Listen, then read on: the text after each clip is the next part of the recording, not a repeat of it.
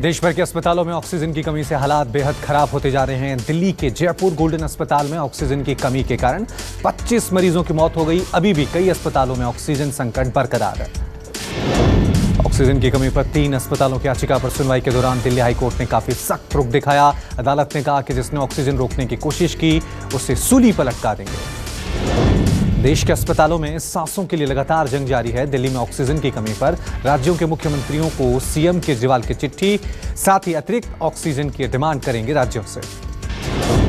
दिल्ली में ऑक्सीजन की कमी के बीच केंद्रीय स्वास्थ्य मंत्री डॉक्टर हर्षवर्धन का बड़ा बयान। उन्होंने कहा कि दिल्ली में मांग से ज्यादा ऑक्सीजन पहुंचा दी गई है। अब उस ऑक्सीजन का सही इस्तेमाल करना दिल्ली सरकार का काम है। केंद्र सरकार ने मेडिकल ऑक्सीजन, उसके उपकरणों और कोरोना वैक्सीन पर 3 महीने के लिए कस्टम ड्यूटी और हेल्थ सेस को हटा दिया है। कोरोना संकट के बीच प्रधानमंत्री मोदी का मंत्र कहा, सख्ती और वैक्सीनेशन से ही कोरोना को डराया जा सकता है। गांव को कोरोना महामारी से दूर रखना बेहद जरूरी है। कोरोना के कहर के बीच जम्मू कश्मीर में वीकेंड कर्फ्यू का ऐलान किया गया। ये वीकेंड कर्फ्यू आज रात 8 बजे से लागू हो गया है।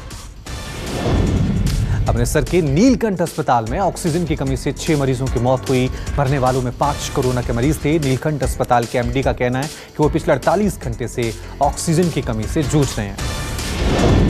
देश में हर हिस्से में ऑक्सीजन पहुंचाने की कोशिशें तेज हो गई हैं। बोकारो से चली ऑक्सीजन एक्सप्रेस 4 कंटेनर के साथ लखनऊ पहुंच गई है। महाराष्ट्र में भी ऑक्सीजन एक्सप्रेस से सप्लाई की जा रही है।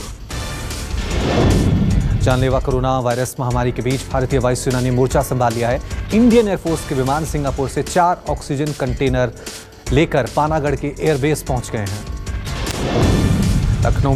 लद्दाख में भी कोरोना के मामले लगातार बढ़ते जा रहे हैं। मेडिकल सामानों की कमी के बीच वायुसेना का चिनूक हेलीकॉप्टर 150 किलो वजनी सामान लेकर जम्मू से ले पहुंचा।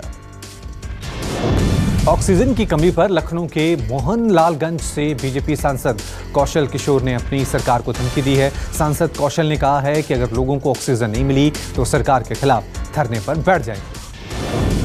पिछले 24 घंटे में कोरोना के नए मरीजों के मामलों में रिकॉर्ड बढ़ोतरी हुई है। 24 घंटे में कोरोना के 3,46,786 केस आए हैं, जबकि 2,624 लोगों की मौत हुई है। देश भर में एक्टिव केस भी 25 लाख के पार पहुंच गए।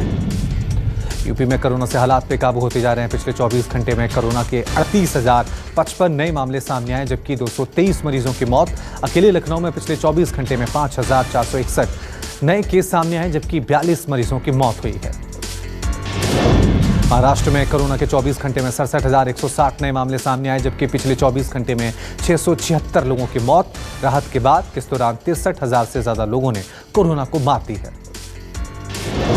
राजस्थान में एक ही दिन में 15,334 कोरोना पॉजिटिव मरीज मिले। रिकॉर्ड 74 लोगों की मौत हुई।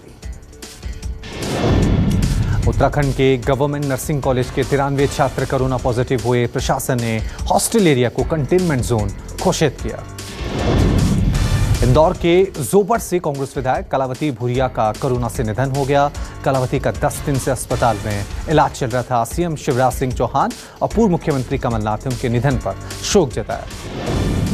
भोपाल के अस्पतालों में बेड की कमी को दूर करने के लिए भारतीय रेलवे सामने आई। पश्चिम मध्य रेलवे ने 300 बेड के आइसोलेशन कोच तैयार कर दिए हैं। महाराष्ट्र के यवतमाला के वानी में 7 लोगों की मौत हैंड सैनिटाइजर पीने की वजह से हो गई है। शराब की दुकानें बंद होने की वजह से इन लोगों को शराब नहीं मिल पा रही थी, जिसके चलते इन्होंने हैंड सैनिटाइजर पी लिया। बिहार के मुजफ्फरपुर एसकेएमसीएच में हैरान करने वाली तस्वीरें दिखी। परिजन खुद कर रहे हैं अपने मरीजों का इलाज। नर्स ने मरीजों को छूने से इनकार किया।